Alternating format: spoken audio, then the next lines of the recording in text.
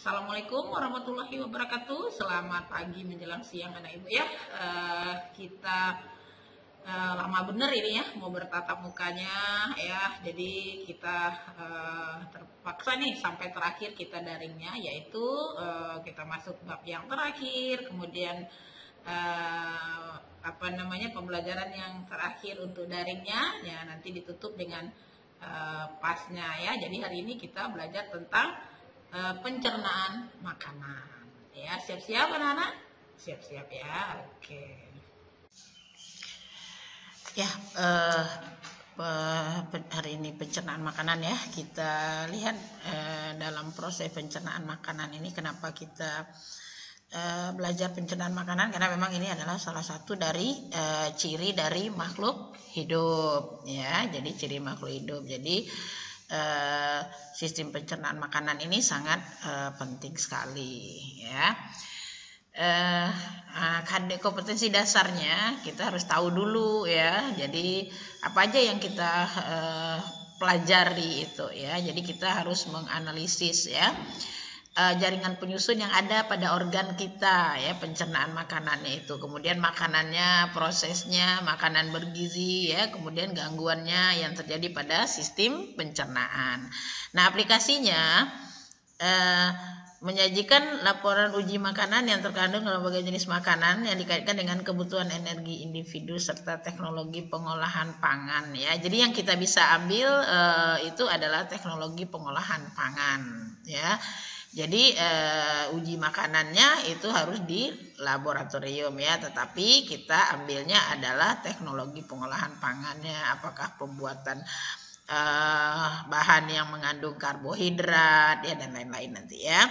Indikatornya menjelaskan organ-organ ya, penyusun pencernaan itu apa saja, kemudian menyusun menu sehat ya, kemudian mengidentifikasi kelainan dalam sistem pencernaan. Tujuannya semua agar anak-anak semua bisa tahu tentang organ-organ apa saja ya yang menyusun pencernaan kita ini ya, kemudian menu yang baik ya, kemudian anak-anak dapat semua menentukan kelainan apa saja yang terdapat pada pencernaan makanan. Oke ya. Nah, ini kita masuk kepada fungsi dari pencernaan itu apa sih sebenarnya ya. Yang pertama itu menghasilkan zat nutrisi ya, zat makanan kita ya. Kemudian mengurangi dan memecah makanan menjadi zat-zat gizi ya, menyerap zat gizi ya, itu fungsi dari pencernaan itu ya, ke dalam aliran darah ya. Kemudian membuang bagian dari makanan itu yang tidak dapat diserap nanti berupa urin ya, kemudian yang tidak bisa dicerna sama sekali itu berupa feses dan lain-lain ya. Nah, kita lanjutkan. Nah, ini ya, dalam pencernaan makanan itu ada beberapa istilah, ada ingesti ya, ada pemotongan penggilingan tahapannya, prosesnya ada peristaltik, ada digesti, ada absorpsi, ada kasih. Ingesti itu maksudnya ingin masuknya berbagai macam makanan ya ini. Kemudian pemotongan dan penggilingan makanan itu adalah proses mekanik namanya ya, yang terjadi pada mulut dan lambung ya. Kemudian ada peristaltik ya. Peristaltik itu gerakan yang ada masuknya makanan itu dalam kerongkongan secara peristaltik ya. Kemudian digesti itu sudah berada dalam proses tahapan keduanya ya, kemudian dicerna gitu ya. Nah, kemudian absorpsi itu sudah jelas ada proses penyerapan. Siapa yang mengabsorpsinya? Itu adalah usus halus ya. Kalau digesti itu di lambung dan sebagainya ya. Kemudian sudah selesai diserap, masih ada bekas, masih ada sisa, dibuang melalui defekasi. Defekasi itu yang tidak bisa di metabolisme, contohnya feses ya. Jadi itu contoh dari defekasi ya. Kalau misalnya urin itu hasil sisa ya yang dimetabolisme. Kalau defekasi tidak dimetabolisme tetapi diproses, tidak bisa kemudian dikeluarkan melalui defekasi. Misalnya nih contohnya makan biji rambai, ntar keluarnya biji rambai lah ya, atau cabai atau kangkung misalnya keluarnya serat-serat itu namanya defekasi. Oke ya. Nah, ini organ-organ ya dari sistem pencernaan makanan. Yang pertama rongga mulut, kerongkongan, hati, empedu, semua. Loh Bu, kok hati ada? Ya, hati membantu secara tidak langsung ya sama empedu ya. Karena nanti dia mengeluarkan getah empedu, bilirubin dan biliverdin ya. Kemudian ada lambung ya. Kemudian pankreas, tukang keluar produksi dari enzim, usus besar ya, kemudian usus halus ya, dan rektum kemudian keluar melalui berupa anus ya. Nah, semuanya dikeluarkan melalui anus. Terus dari mulut ya. Nah, mulut ini ada proses tadi ya. Ada proses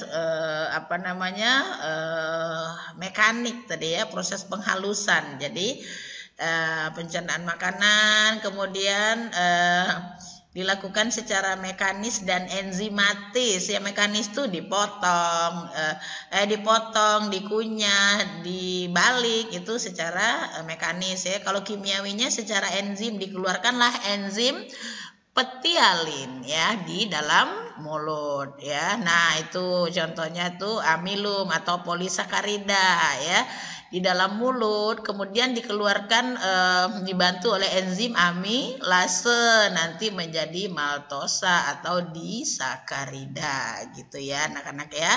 Jadi kalau di mulut itu siapa yang berfungsi sebagai kimiawi dan enzimatik itu adalah bibirnya itu untuk memasukkan supaya menjaga supaya jangan bertaburan ya. Kemudian gigi untuk memotong, lidah untuk membalik, kemudian kelenjar bukan kelenjar ya, kelenjar saliva itu adalah menghasilkan enzim amilase gitu ya anak-anak. Nah, ini kalau bibir membantu menghasilkan suara imah, hanya menutup, kemudian jangan tumpah makanannya. Nah, seperti itu ya bibirnya itu. Bibirnya manis di bibir saja, sebenarnya salah ya anak-anak ya. Kok manisnya di bibir? Manis itu di kerongkongan, di lidah bagian belakang tuh manis. Ya, atau di lidah bagian belakang, bagian depan ya, bagian depan lidah ya manis ya. Nah, jadi bukan manis di bibir, salah ya. Oke, kita lanjutkan. Nah, gigi anak-anak ya, nih gigi ya. Jadi gigi berjumlah 20. Rahangatan dibagi 2 ya, gigi anak-anak dan gigi orang dewasa ya. Nah, kalau fungsinya gigi itu dibagi atas 4 macam ya. Ada bukan infus ya, incisivus ya. Ya, ada kesalahan Ibu nih ya. Incisivus ya, untuk memotong makanan, kodenya I ya.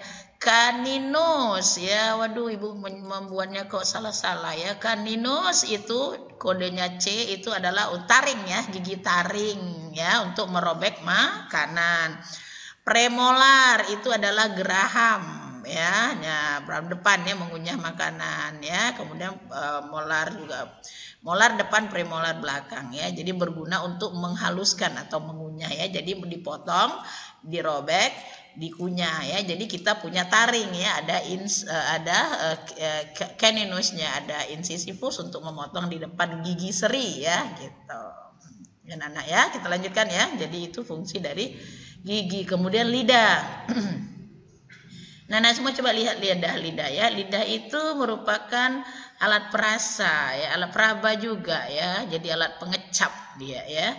Nah, dan membantu proses berbicara. Kalau nggak ada lidahnya kan nanti nggak lurus tuh ngomongnya ya. Nah, anak-anak lihat ya. Jadi kita lihat semua yang mana-mana sih fungsinya itu ya. Di lidah kita tahu hanya lidah, makan, pahit, masam, masin. Oh, di lidah kita kan nggak tahu ya anak-anak ya. Anak Ibu semua ya, di mana letaknya ya kan? Yang jelas masuk mulut ada masin, ada pahit. Wah, apa rasa rusipnya? Wah, masin gitu ya. Wah, apa rasa jeruk kuncinya? Ya asem. Nah, gitu aja yang kita tahu kan. Nah, ini ya. Jadi rasa manis, kalian minum susu kan manis ya. Jadi manis tadi bukan di bibir ya. Jadi kita kan bisa bicaranya salah ya. Orang mengumpamakan, wah manis di bibir saja, nggak ada bisa bibir merasa manis ya kan. Coba deh lihat itu. Rasa manis di mana? Di depan ya. Jadi di depan lidah manis. Makanya manis itu di depan. Jadi kalau aplikasinya dalam kehidupan, pahit tuh kapan terasanya? Di belakang lah dirasakan ya, sama anak-anak ibu tuh lagi berteman-teman deket ya. Wow, semuanya rasanya manis. Setelah ditelan kalau berkeluarga ada rasa pahitnya. Jadi organ tubuh kita itu adalah ilmu alam ya, ilmu terapan ya, sudah ada semua ya. Tidak ada kan pahitnya di depan, lah tetelan baru rasa pahit. Makan obat juga begitu kan anak-anak semua. Nah, kemudian rasa asam itu kiri dan kanan bagian depan ya. Rasa asin kiri dan kanan bagian belakang, agak belakang. Kemudian bagian belakang sekali adalah rasa pahit. Jadi pahit itu kalau sudah dirasa lama baru terasa pahit. Oke ya, kita lanjutkan. Nah, kelenjar ini ya, kelenjar saliva itu kelenjar yang dihasilkan oleh mulut. Ada sublingualis, ada mandibularis. Kalau kelenjar mandibularis itu di bawah ya, rahang bawah. Kalau sublingualis itu rahang atas ya, itu mengeluarkan kelenjar saliva ya, untuk membantu proses enzimatik pada makanan ya, melarutkan sekresi sukrosa, melembabkan, mengeluarkan mukus. Mukus itu cairan ya, menguraikan amilum, kemudian membuang asam urat, urea, virus, logam, dan obat-obatan. Loh Bu, timbulkan pertanyaannya, loh Bu, kok bisa dibuang urea, virus, logam? Kalau gitu kita tidak kena virus dong Bu, gitu. Fungsinya memang salah satunya itu anak-anak ya, tetapi karena volumenya banyak, si saliva kita kadang-kadang tidak bisa menanggulanginya ya. Maka kita bantu kan, kalau misalnya sekarang ada COVID ya, bantu dengan apa? Biar cepat larut sampai ke lambung. Lambung kan pH-nya 1, dia pasti mati kalau di lambung ya kan. Nah, minum air secara berkesinambungan, tidak boleh jarak-jarak 15 menit minum ya, 15 menit minum, seperti itu ya. Nah, itu salah satu fungsi dari kelenjar saliva ya. Kemudian kita pindah ke faring ya. Faring ya, gunanya untuk apa itu? Untuk faring membawa makanan dari longga mulut menuju esofagus atau kerongkongan. Jadi banyak ya, dari mulut itu ke faring dulu kita ya. Nah, menggerakkan makanan dari faring ke lambung dengan gerakan peristaltik. Jadi peristaltik itu gerakan mengempis, mengembang, mengempis, mengembang anak-anak ya. Nah, itu namanya gerakan peristaltik, didorong ke dalam. Jadi masuklah makanan melalui faring. Jadi faring tempat gerakan peristaltik makanan yang didorong secara mengempis dan mengembang. Gitu anak-anak ya. Oke, kita lanjutkan lagi ya. Nah, kemudian kita pindah ke organ lambung ya. Organ lambung ini yang komplit di sini ya. Jadi bisa menyimpan makanan selama 2-5 jam ya. Jadi kita makan hari ini kan disimpan di lambung sampai 5 jam. Ya, kemudian kan kita sudah hilang rasa lapar ya, karena lambungnya sudah berisi ya. Kemudian memproduksi enzim kimus, mukus ya, mencerna protein. Nah, di sini di lambung dicerna adalah protein ya. Jadi secara kimianya protein, lemak, dan karbohidrat. Tapi karbohidrat biasanya dari mulut ya langsung ke lambung, dia menjadi lambung ya, kemudian masuk ke usus halus ya. Nanti baru dari usus halus baru dicerna lagi. Tapi yang dicerna utama di sini adalah protein dan lemak, maka dia mengeluarkan enzim untuk mengolah protein dan lemak gitu ya. Nah, kemudian hati. Nanti tadi pasti anak-anak ibu bertanya, hati apa sih Bu? Kemana pula kok ada hati? Nah, ini fungsinya secara tidak langsung. Ya, satu mengekspresikan empedu, kemudian mempertahankan hemostatis gula, itu kadar tinggi rendahnya gula di dalam darah, mensintesa lemak ya, memproduksi aktivitas kimia dalam hati ya, suhu ya, kemudian penyimpanan mineral, menanggulangi toksin, kemudian menyimpan lemak dalam bentuk glikogen, lemak dalam bentuk glikogen ya, lemak dalam bentuk gliserol ya. Glikogen ini adalah karbohidrat ya, jadi lemak dan karbohidrat ya. Nah, terus kalau di pankreas ya, pankreas itu organ samping tapi sangat penting. Kalau tidak ada pankreas tidak terjadi proses pencernaan makanan. Kenapa?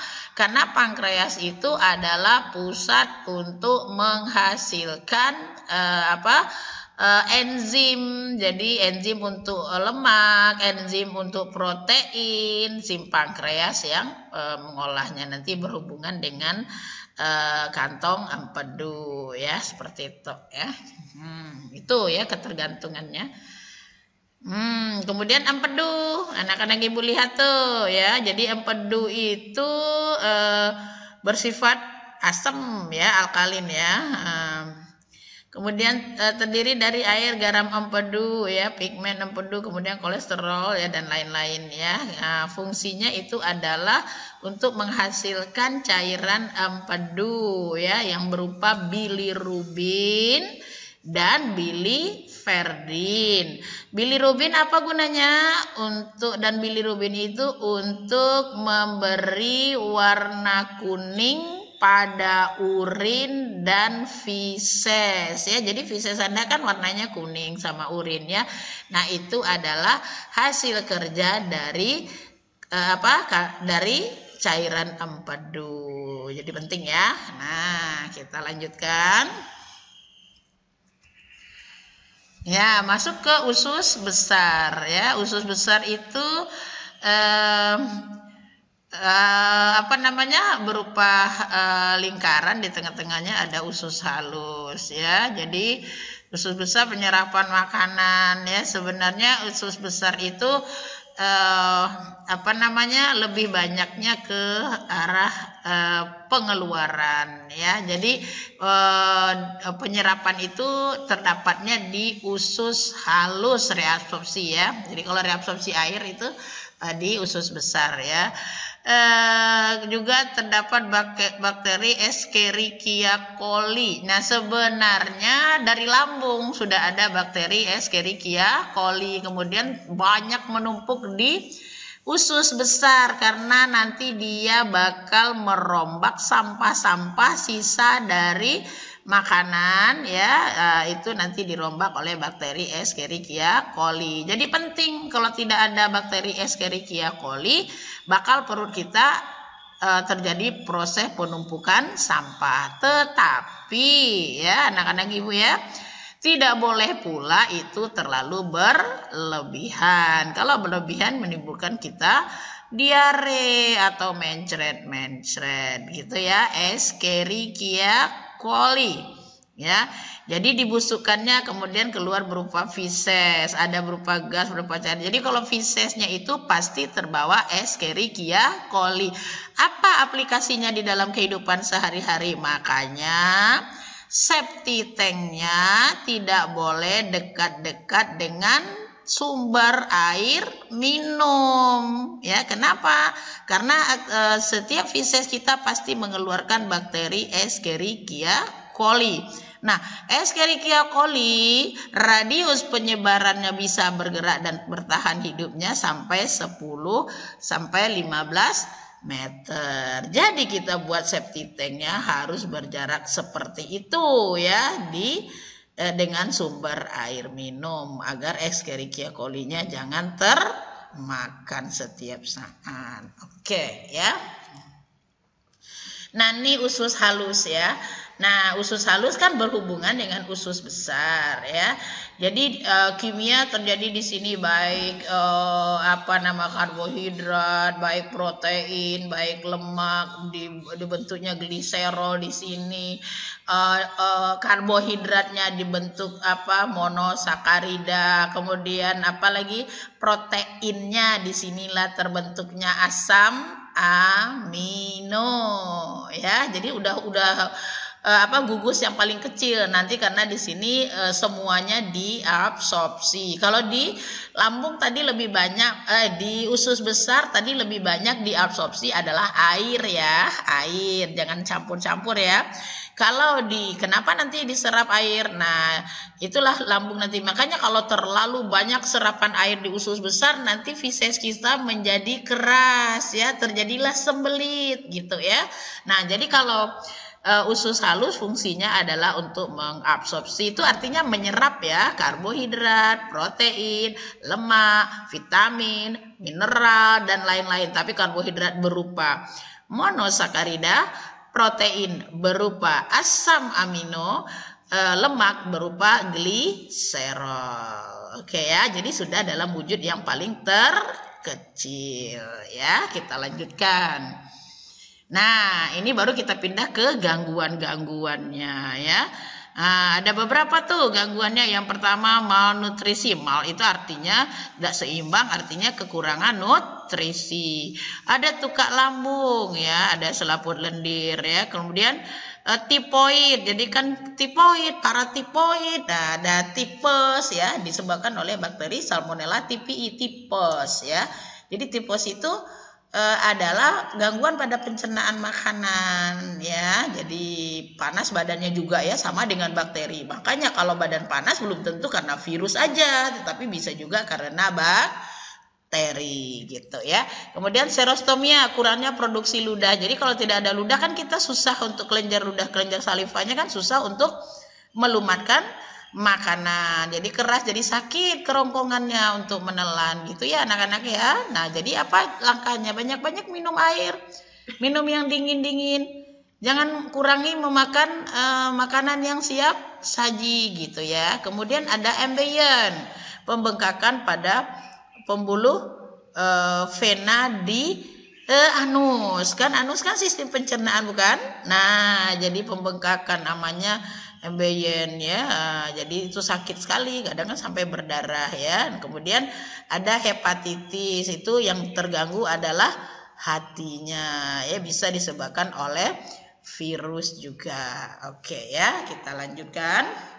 Nah, ini teknologi ya untuk membantu sistem pencernaan. Ada feeding tube, stomach tube ya, rectal tube, ada endoskop. Endoskopis itu dimasukkan ya peralatan untuk cek sistem pencernaan, atau untuk membantu sistem pencernaannya nggak bisa pakai selang dan sebagainya ya.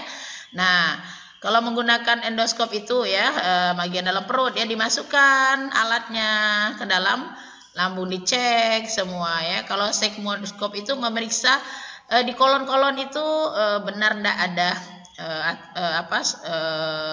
sesuai dengan yang telah ditentukan ya, sudah yang bisa berfungsi secara normal.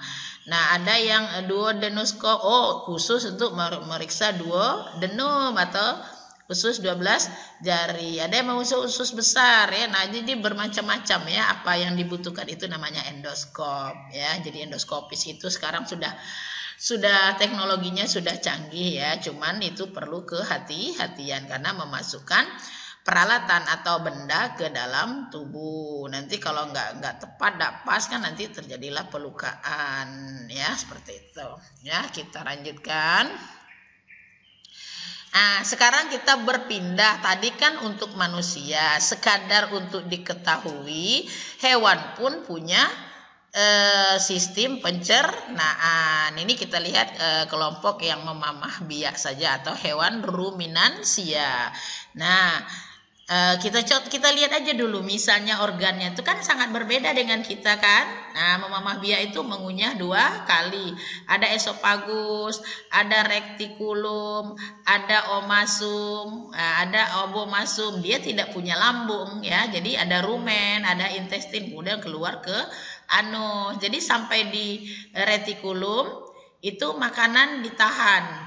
Jadi nanti saat si ruminansia istirahat, dia keluarkan lagi ke mulutnya ya anak-anak ya. Nah, nanti nggak masuk ke retikulum lagi, langsung masuk ke omasum, terus ke obomasum ya, terus ke rumen ya. Nah, seperti itu ya. Jadi proses memamah biak itu ya. Nah, ini kita lihat ya. Makanan dicerna secara mekanik sama ya, sama kan?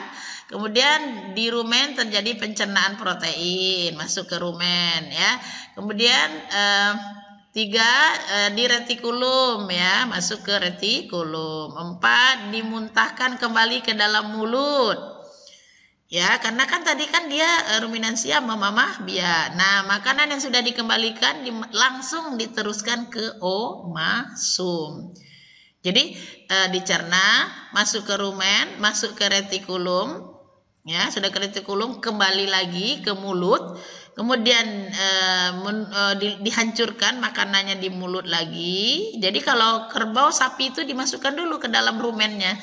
Nanti dikeluarkan ya, nah menuju obomasumnya, kemudian di obomasum dicerna secara kimiawi ya, kemudian dari obomasum terus ke usus halusnya ya, jadi kemudian makanan yang sudah dihaluskan sudah terurai baru masuk ke penyerapan ya, sisanya baru dibuang ke anus sama jadi ya, jadi hanya bedanya proses ininya saja ya, proses tahapannya saja, dia tidak punya usus halus seperti kita ya, yang punyanya adalah omasum, obomasum dan rumen retikulus ya. Gitu ya anak-anak ya. Semoga bisa dimengerti, bermanfaat ya anak-anak ya. Nah, kemudian bisa dipahami ya, silakan di ulang-ulang ya, silakan diulang-ulang ya. Terima kasih ya. Jadi agar bisa bermanfaat ya. Jadi anak-anak semua ya. Jadi ulang-ulang terus ya. Jadi karena pencernaan ini menyangkut salah satu ciri dari kita makhluk hidup. Terima kasih ya kalau ada salah-salah.